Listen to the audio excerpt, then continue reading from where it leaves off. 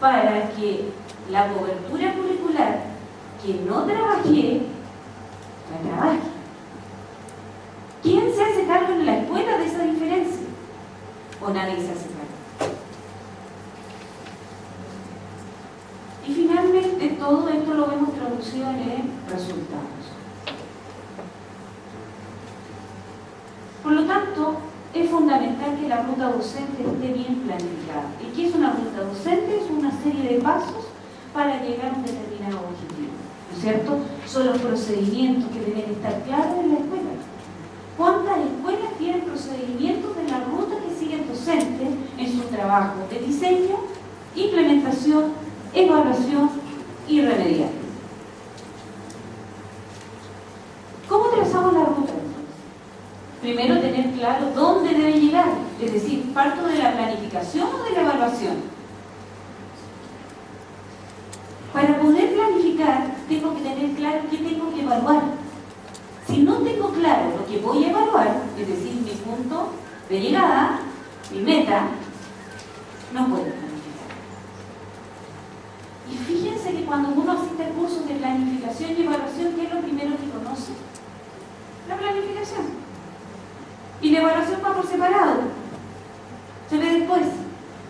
Están totalmente ligadas. No pueden separarse la planificación de la evaluación. ¿Qué pausa en el camino debo tomar?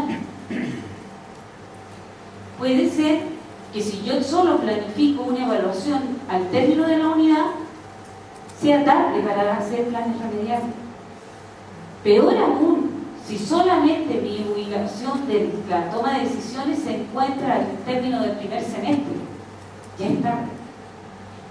Y más tarde aún, cuando las decisiones se toman después del resultado 15, cuarto básico. Por suerte ahora vamos a tener una prueba del segundo básico. Porque es tarde darse cuenta que un niño no lee comprensivamente el cuarto. Tenemos muy poco que hacer.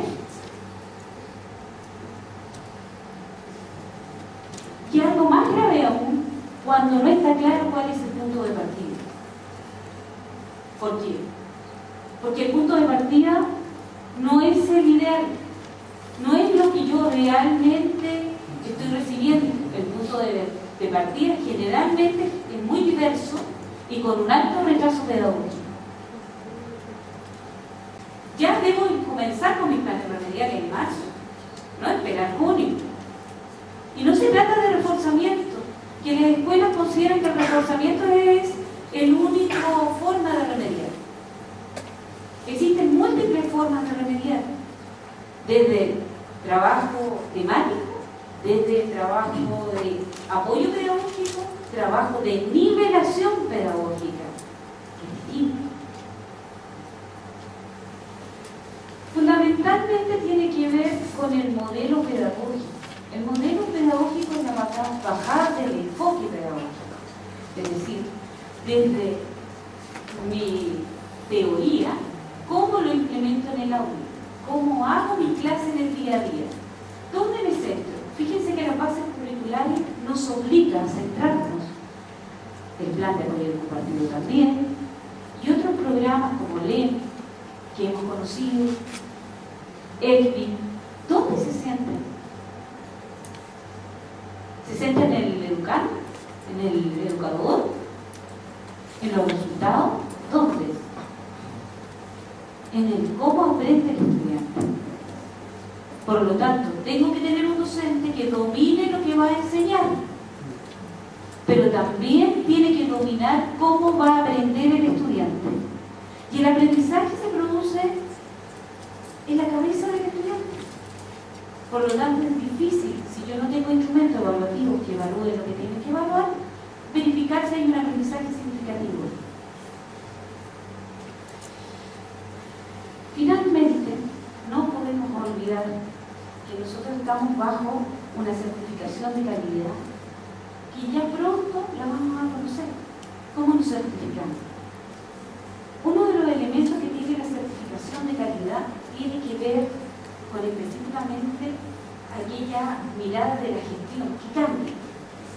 La gestión que conocemos hasta el momento está centrada en las 4 áreas de gestión, área de resultados que poco trabajamos. Trabajamos con metas solamente. Pero también nos agregaron ámbitos y sectores de aprendizaje en los cuales nosotros teníamos que planificar y que fue un gran acierto, porque el gran acierto de la ley fue que nos focalizó en lo que teníamos que evaluar y nos focalizó en lo que teníamos que planificar. Pero no es esa la gestión se centra en que nosotros sepamos qué es lo que tenemos que lograr como escuela, y es la misión de nuestro proyecto educativo, bajo estándares de calidad nacionales e internacionales. Y este estándar de calidad está definido por cada programa, que nos dice cuál es el logro de cada nivel. Y en cada uno de los niveles está asumida una gestión. Y una de las miradas de las áreas de gestión de currículum que viene para la próxima plataforma del año 2013, que las escuelas van a vivir todas, no solamente aquellas que tengan CEP, tiene que ver con la dimensión del conocimiento normativo, es decir, dominio del marco normativo curricular que tiene el equipo directivo y que tienen los docentes. La organización curricular, organizar el plan de estudio temporal Perú, la elaboración de la planificación anual y horario escolar, que si ustedes saben, los primeros 15 días de marzo deben estar las planificaciones anuales. Es obligatorio por ley, desde la Ley General de Educación, que se establece que es obligatorio. La preparación de la enseñanza que tiene que ver con la planificación clase a clase, que no era normativo. Por la ley CEP debemos asegurar lo que aprenden los estudiantes, y por lo tanto se hace de manera implícita, obligatoria, que tenemos que tener planificaciones clase a clase. La elaboración de la planificación de la evaluación, y esto va a ser nuevo para algunos docentes, para otros no. Que la planificación se evalúa no solo temporalmente diciendo cuál es mi calendario de evaluaciones, sino yo que exhibo además mis matrices técnicas. ¿Cómo planifico una evaluación? ¿Para qué? ¿Cómo? ¿Quién?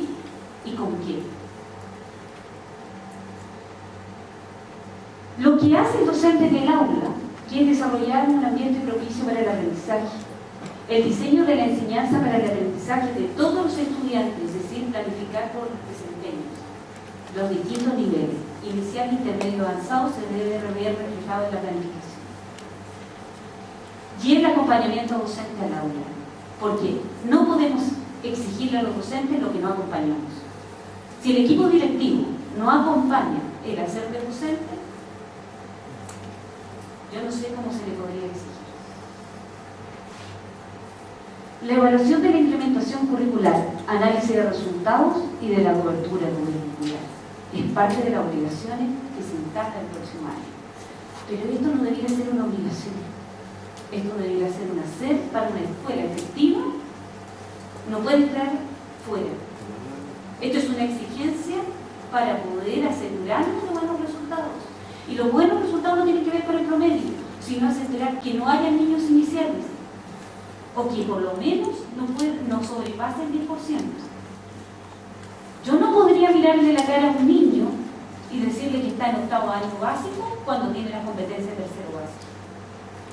Creo que es importante que hablemos de la verdad en educación, que la calidad no pasa por otra cosa que evaluar lo que se tiene que evaluar y que se planifique con el sentido de que se desarrolle el aprendizaje. ¿En qué tiempo? Yo sé que ese es un problema. Entonces tenemos que buscar herramientas de cómo acompañamos el proceso, cómo ayudamos a los docentes y cómo aseguramos que la cobertura curricular se implemente. Este es un ejemplo de una planificación que debiera tener. Por ejemplo, ¿cuándo vamos a hacer los talleres de preparación de la enseñanza? ¿Cuándo vamos a auditar el currículum? Aunque suene duro, a algunos no les gusta la palabra auditoría. ¿Pero qué es una auditoría? Constatar qué hay. El Estado. Por lo tanto, es una auditoría del currículum. Monitoreo del plan remedial. ¿Se implementan los planes remediales? ¿Cuál es el alcance? ¿Cuál es el resultado? ¿Qué impacto está teniendo? ¿Cuántos niños logran pasar de un nivel a otro? Porque si yo contrato a una persona a un horario, o a contrato, o un plazo fijo, sea como quiera, los avances son mensuales. No son avances anuales, avances mensuales. Taller de preparación de instrumentos evaluativos. ¿Por qué el docente va a trabajar solo con el instrumento evaluativo? Son el equipo directivo los responsables de asegurar que esos instrumentos evaluativos tengan la calidad. Taller de reflexión de resultados. Nos enfrancamos en temas administrativos cuando lo importante es analizar cuáles fueron los resultados y cuáles son los remediales que vamos a implementar.